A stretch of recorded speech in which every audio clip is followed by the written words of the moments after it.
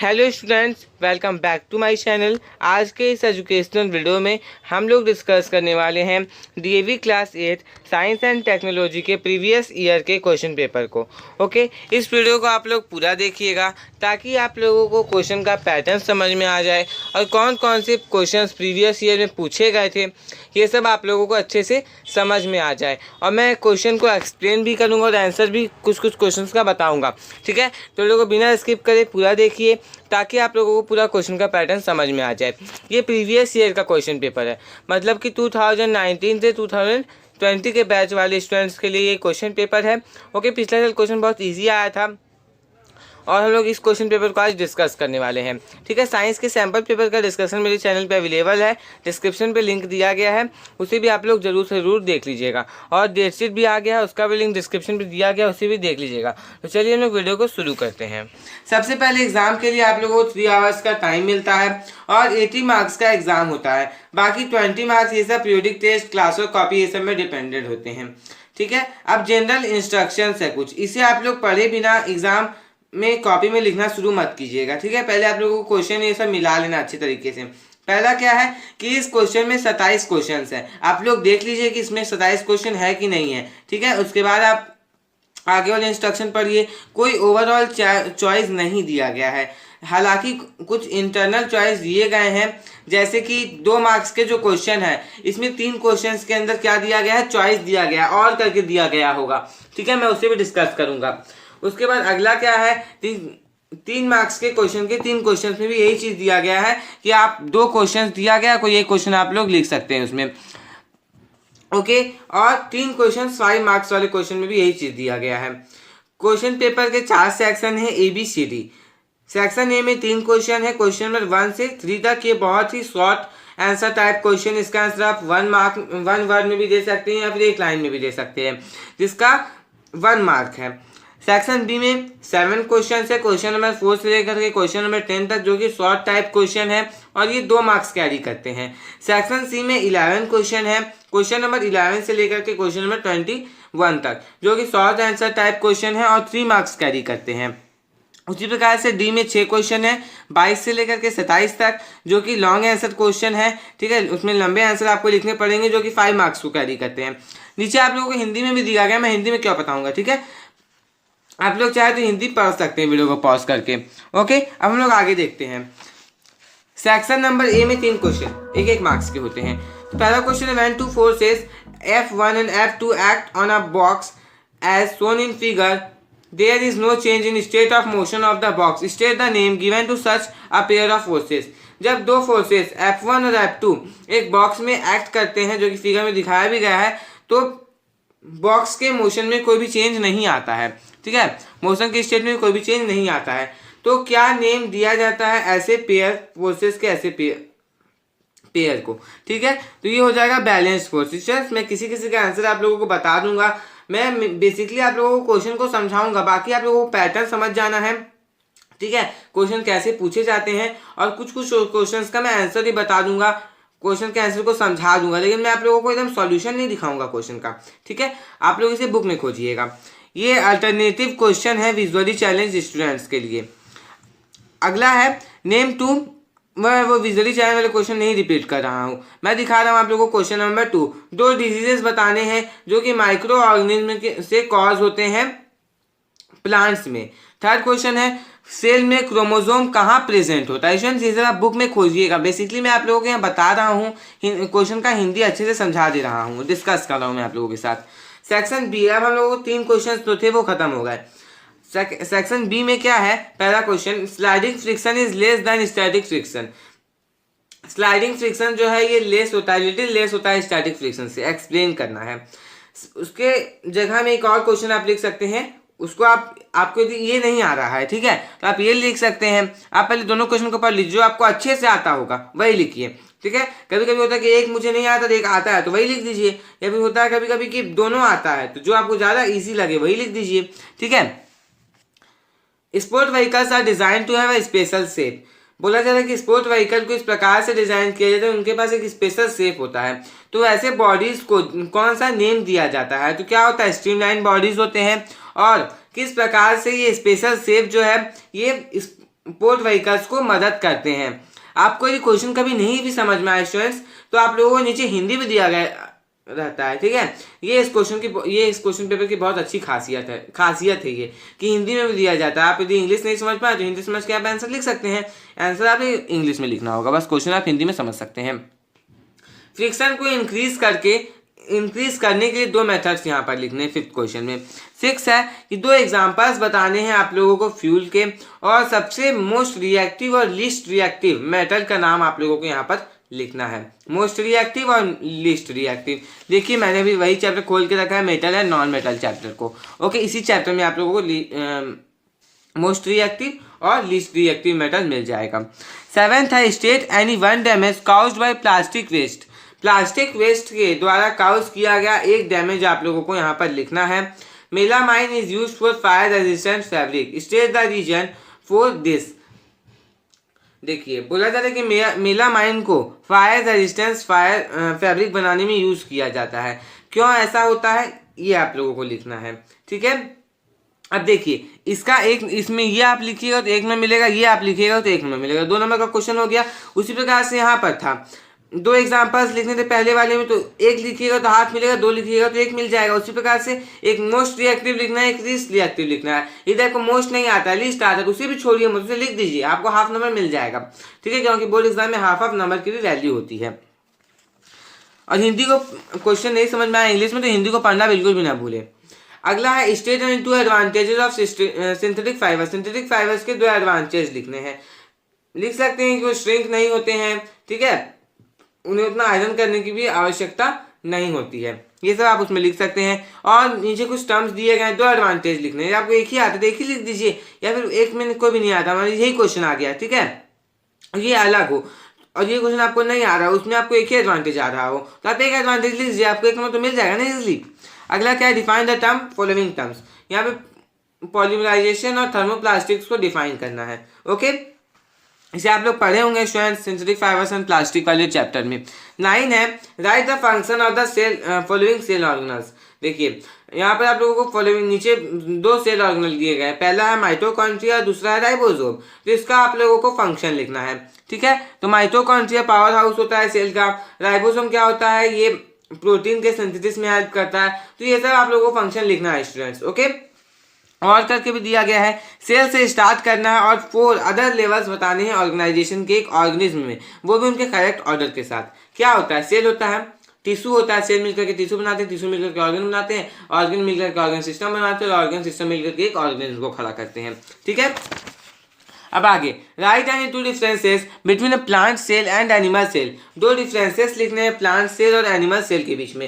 Plant cell का क्या हो जाएगा, एनिमल सेल का क्या हो जाएगा। प्लांट सेल का जो शेप होता है वो फिक्स होता है, एनिमल सेल का जो शेप होता है वो फिक्स नहीं होता है। उसी प्रकार से एक और डिफरेंस आप लिख सकते हैं, सेल वाल प्रेजेंट होता है प्लांट सेल में और एनिमल सेल में plant cell cell wall present नहीं होता है, ठीक है। तो आप लिखेंगे तो आपको दोनों मिल जाएगा, इजी, बहुत इजी क्वेश्चन था पिछले साल, ठीक है। अगला है right any 3 effects that may be caused by a force. 3 effects लिखने हैं जो कि एक फोर्स के द्वारा कॉज हो सकता है। मोशन में चेंज आ सकता है, डायरेक्शन में चेंज आ सकता है।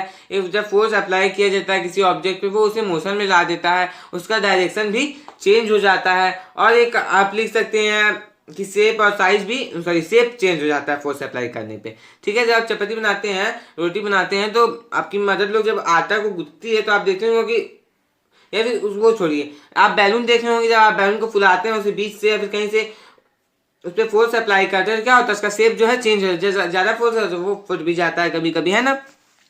12 मोहित while seated on back desk is not able to read the text written on the blackboard clearly। बोला जाता है कि मोहित जब बैक डेस्क में, पीछे वाले डेस्क में बैठता है तो उसे ब्लैक बोर्ड में जो टेक्स्ट रिटर्न होते हैं, लिखे हुए होते हैं, वो क्लियरली नहीं दिखाई देते हैं। तो उसके पास कौन सा डिफेक्ट है विजन का जिससे वो सफर कर रहा है, वो लिखना है। उसके आई डिफेक्ट का कोई एक काउज लिख दीजिए, उसे किस प्रकार से करेक्ट किया जा सकता है वो लिख दीजिए। आपने मायोपिया और हाइपरमेट्रोपिया को पढ़ा ही होगा ह्यूमन आइज चैप्टर में। यदि आपने वीडियो को नहीं देखा है तो साइंस का प्लेलिस्ट दिया गया है स्टूडेंट्स, आप लोगों को सारे चैप्टर्स के एक्सप्लेनेशन और सॉल्यूशन मिल जाएंगे।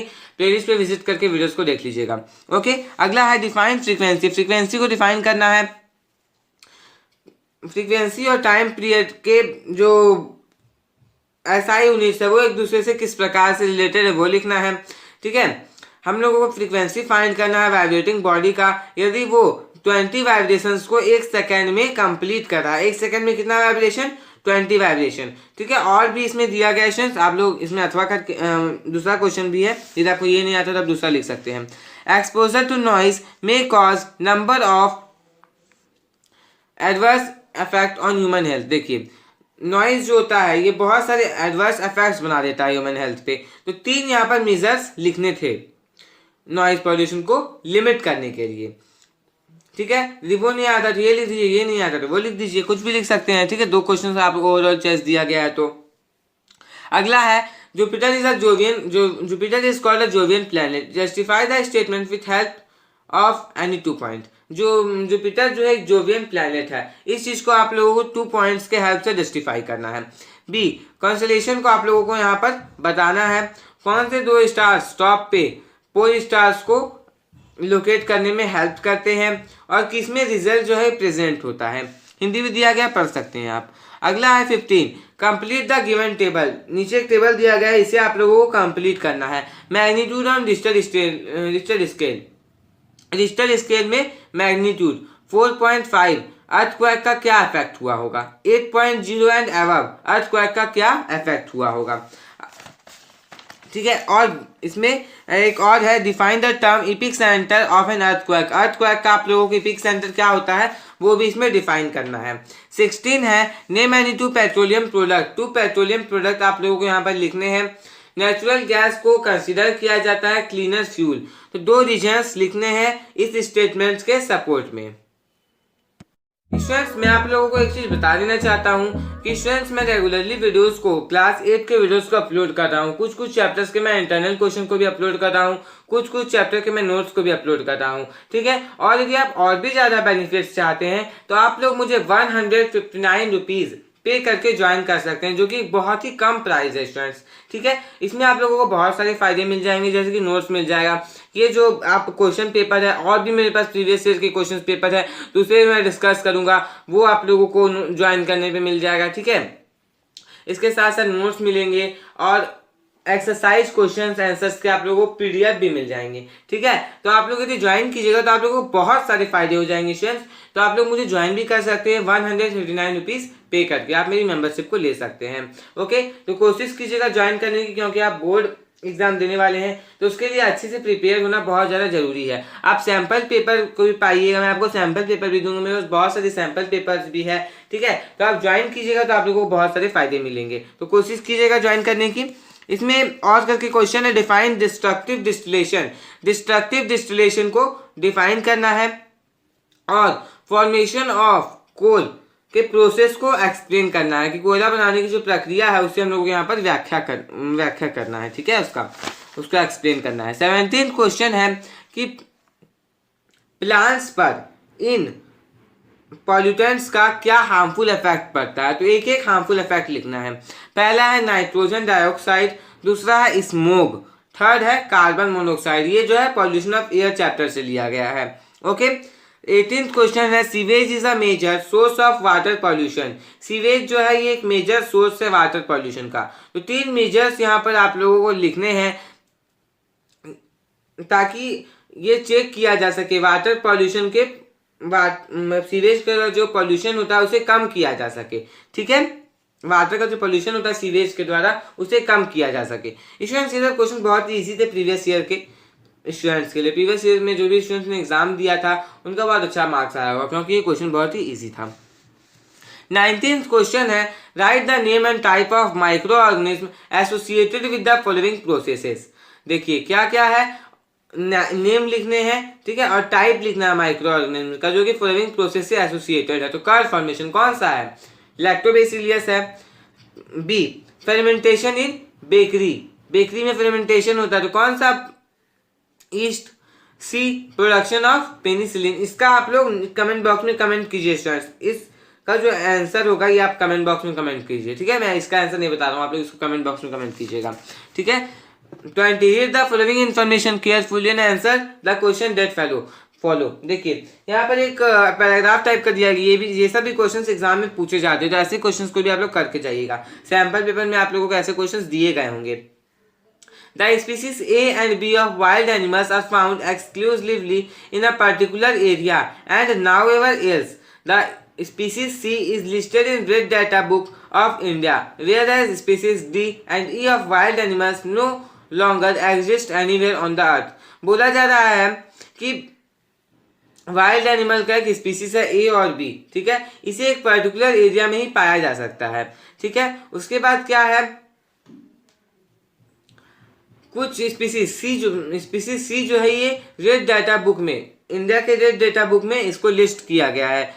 वहीं पर स्पीसीज डी और ई जो है वाइल्ड एनिमल्स के, ये अर्थ में अब नहीं है। तो क्वेश्चन को आप समझ, अब क्वेश्चन पढ़िए। What name is given to species like A and B. A और बी स्पीसीज को कौन सा नाम दिया जाना चाहिए या कौन सा नाम दिया जा सकता है। एंडेमिक स्पीसीज, ठीक है। स्पीसीज सी कौन से स्पीसीज हो जाएंगे, या फिर थर्ड है क्या स्पेशल नेम जो है डी और ई वाले स्पीसीज को दिया जाना चाहिए, ठीक है। डी और ई को क्या देना चाहिए और सी को क्या देना चाहिए। तो देखिए सी क्या है, रेड डाटा बुक में उसे लिख दिया गया है, ठीक है, तो वो एक्सटिंक्ट हो गए। सी क्या है, what is the name special name given to the species D and E. D and E को कौन सा नाम देना चाहिए, ये आप कमेंट बॉक्स में कमेंट कीजिए। 21 Farmers in northern India grow legumes in one season and wheat in next season in their field. What is the practice known as? Farmers, northern India के जो फार्मर्स है ये लेग्यूम्स को एक season में grow करते हैं और दूसरे सीजन में उनके फील्ड में दूसरे सीजन में वो क्या ग्रो करते हैं, वीट को ग्रो करते हैं। तो कौन सा प्रैक्टिस है, ये क्या कहलाता है। अगला है write and two advantage of using manure in fields. Manure का, फील्ड्स में मैन्योर का यूज करने के दो एडवांटेजेस आपको यहाँ पर लिखने हैं, ठीक है। तो ये प्रैक्टिस क्या कहलाता है, आप लोग सभी को पता है स्टूडेंट्स, ये प्रैक्टिस कहलाता है क्रॉप रोटेशन। देखिए इसमें और करके भी एक क्वेश्चन दिया गया है, चलिए हम लोग उसे देखते हैं। Give one example each of kharif crop and rabi crop. तो एक एग्जांपल देने हैं खरीफ क्रॉप पे, एक देना है रबी क्रॉप के, ठीक है। State any two advantage of plugging of soil. दो एडवांटेज बताने हैं सॉइल को प्लग करने के लिए, क्यों प्लग किया जाता है। तो roots penetrate deeper into the soil हो गया, ठीक है। Its improve the air circulation of the soil. इसके साथ साथ it approves the weeds and prevents the growth of microbes, ठीक है। ये सब आप लिख सकते हैं इसके अंदर। ये क्वेश्चन बहुत इजी है, ज्यादातर बच्चों ने इसी का आंसर दिया होगा शायद, जिन्हें वो आता होगा वो भी दिए होंगे। अब आ गए आप सेक्शन डी में, ये सब सारे क्वेश्चन 5 मार्क्स के होंगे। ए ट्रांसपेरेंट मीडियम, ट्रांसपेरेंट होगा यहाँ पे, ए transparent medium X has refractive index of 1.4 and another transparent medium Y has refractive index of 1.8। बोला जा रहा है कि ट्रांसपेरेंट मीडियम है X, ठीक है, जिसका रिफ्रैक्टिव इंडेक्स है 1.4 और एक दूसरा ट्रांसपेरेंट मीडियम है Y जिसका रिफ्रैक्टिव इंडेक्स है 1.8।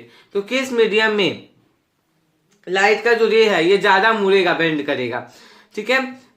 किस प्रकार से जो स्पीड है लाइट का वो चेंज होगा एक्स से वाई पे जाने में, ठीक है। अगला है draw well level diagram to show path of light through a rectangular glass slab. एक रेक्टेंगुलर ग्लास स्लैब से लाइट के पाथ को आप लोगों को यहाँ पर ड्रॉ करना है, ठीक है, रे डायग्राम ड्रॉ करना है। दो फीचर्स बताने हैं फाइनल रिफ्रैक्टिव रे के इंसिडेंट रे के रिस्पेक्ट में।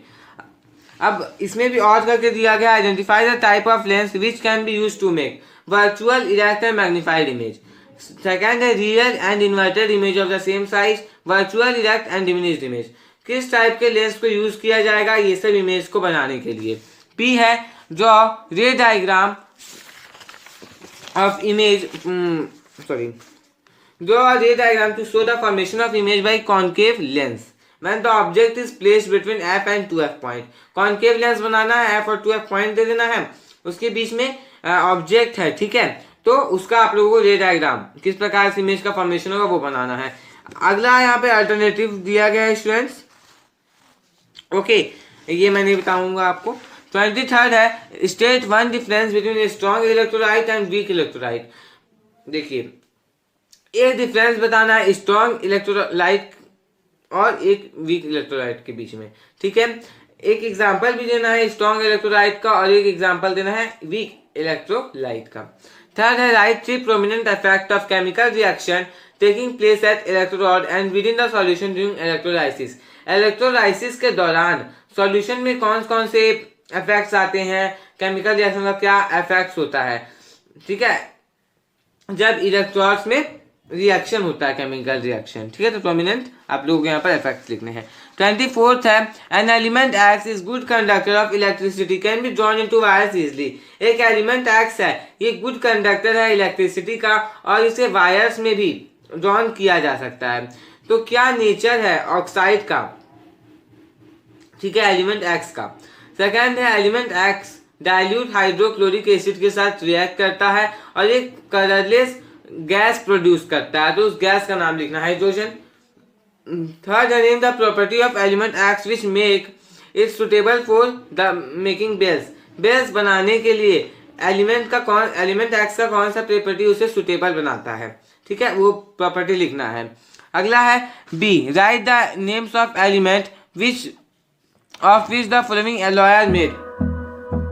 आप लोगों को नेम लिखने हैं एलिमेंट्स का जिससे ये फॉलोइंग नीचे दिए गए जो एलिमेंट्स ये बने हुए हैं, ब्रास और ब्रोंज, ठीक है। इसका आप लोग सभी को पता है, मेटल नॉन मेटल चैप्टर में, इसी चैप्टर में आपको इसका आंसर मिल जाएगा। ओके, अब उसके बाद और इसमें और करके भी क्वेश्चन दिया गया है, justify the following by giving a reason. इसको आप लोगों को जस्टिफाई करना है रीजन देते हुए।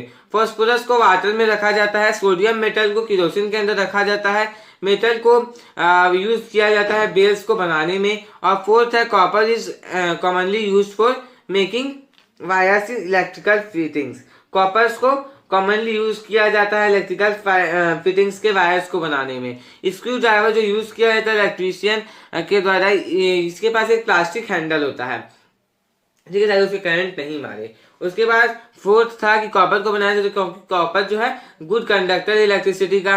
मेटल्स को बनाया जाता है मेटल्स को यूज किया जाता है बेल्स बनाने के लिए, सोनोरिसिटी हो गया। सोडियम मेटल को रखा जाता है केरोसिन में क्योंकि वो हाईली रिएक्टिव होता है, एयर में वो आग पकड़ लेता है, ठीक है, इसलिए ऐसा होता है। फॉस्फोरस को भी वाटर में रखा जाता है, तो वैसे ही रीजंस हो जाएंगे स्टूडेंट्स। ये सारे जो है इस चैप्टर से, मेटल नॉन मेटल चैप्टर से है। अगला है state 2 condition required for producing and sustaining combustion in combustible substance. 2 condition बताने हैं जो कि रिक्वायर्ड है कंबशन को सस्टेन करने के लिए, प्रोड्यूस करने के लिए कंबस्टिबल सब्सटेंस में। बी है 3 कैरेक्टरिस्टिक लिखने हैं गुड फ्यूल के, ठीक है, 2 + 3 5 नंबर हो गए। 26 क्वेश्चन है animal are classified into 3 types on the basis of size of their fertilization and development. Write the name of 3 reproductive pattern with 1 example of each. देखिए एनिमल्स को 3 टाइप्स में classify किया गया है उनके फर्टिलाइजेशन के साइट के बेसिस पे, उनके फर्टिलाइजेशन के साइट और डेवलपमेंट के बेसिस पे। तो 3 नेम लिखने हैं, तो 3 रिप्रोडक्टिव पैटर्न के नेम लिखने हैं एक एक एग्जाम्पल के साथ। ओके, उसके बाद बी है एक वेल लेबल डायग्राम बनाना है कम से कम 2 लेबलिंग्स के साथ, ताकि हाइड्रा में बर्डिंग को शो किया जा सके। ओके, अब अगला है इसी में डिस्क्राइब और करके describe the structure of human sperm. Human sperm का स्ट्रक्चर आप लोगों को यहाँ पर बनाना है, मतलब उसके स्ट्रक्चर को डिस्क्राइब करना, लिखना है इसमें। उसके बाद उसका वेल लेबल डायग्राम बनाना है 2 लेबलिंग्स के साथ, हेड टेल ये सब दिखा सकते हैं, मिडिल पार्ट ये सब, ठीक है। अगला है 27th क्वेश्चन और last question, which gland pour their secretions directly into blood stream. कौन से ग्लैंड जो है ये अपने सिक्रेशंस को डायरेक्टली ब्लड स्ट्रीम में ही पोर करते, प्रवाहित करते। क्या हो जाएगा इसका आंसर एंडोक्राइन ग्लैंड्स। रोहन और उसका वाइफ जो है उनके जो वाइफ थे उन्हें एक बेबी गर्ल होता है, ठीक है। दूसरी तरफ सोहन और उसके वाइफ के साथ क्या होता है कि उनके पास एक बॉय होता है, एक लड़का होता है। तो किस टाइप का सेक्स क्रोमोसोम जो है ये कंट्रीब्यूट किया गया रोहन और रीमा के द्वारा, सोहन और सीता के द्वारा, ठीक है, ये लिखना है।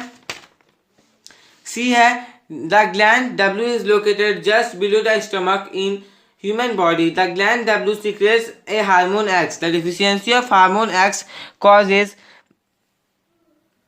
a disease Y in the blood, in which the blood sugar level of person rises. The person having high blood sugar level is called Z. Write the names of write the names given to WXYZ।